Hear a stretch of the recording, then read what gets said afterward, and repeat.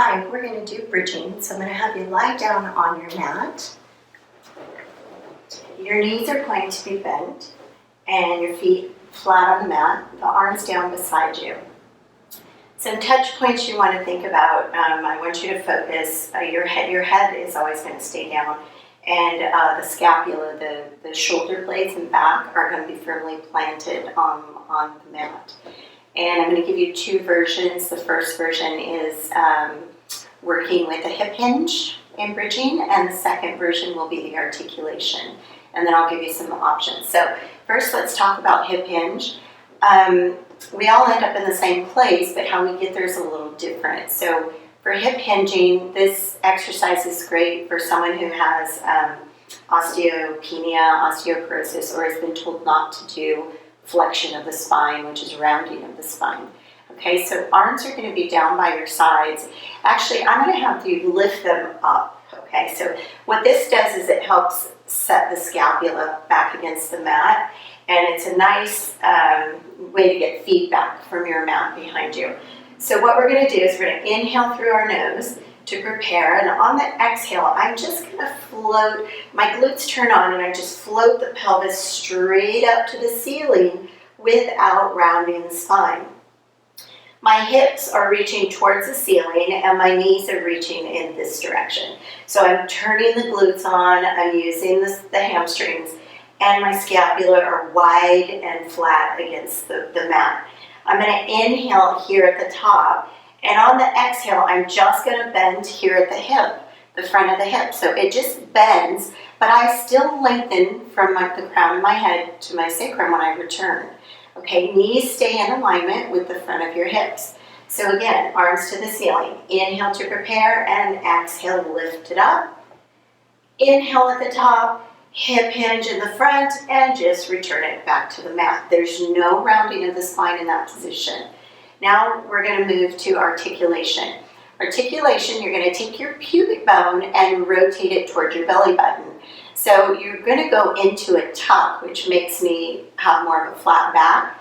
So arms are to the ceiling, and let's start tucking that pelvis. Draw your pubic bone towards your belly button until you start lifting the pelvis off of the table, or off the mat.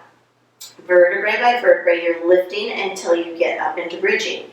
Inhale at the top, and on your exhale, I want the rib cage to come down first, the pelvis stays up. So I draw this in towards the mat. Then vertebrae by vertebrae, I return my spine down the center to the mat. Inhale to prepare, exhale. Drawing the pubic bone towards your belly button as you lift and peel that spine off. As you're at the top, you want your scapula nice and flat on the mat. Inhale, pause, exhale, lower the rib cage, then the next section, until you're all the way back to the mat. All right, so now let's go to the next step. So you're either going to hip hinge or you're going to articulate up.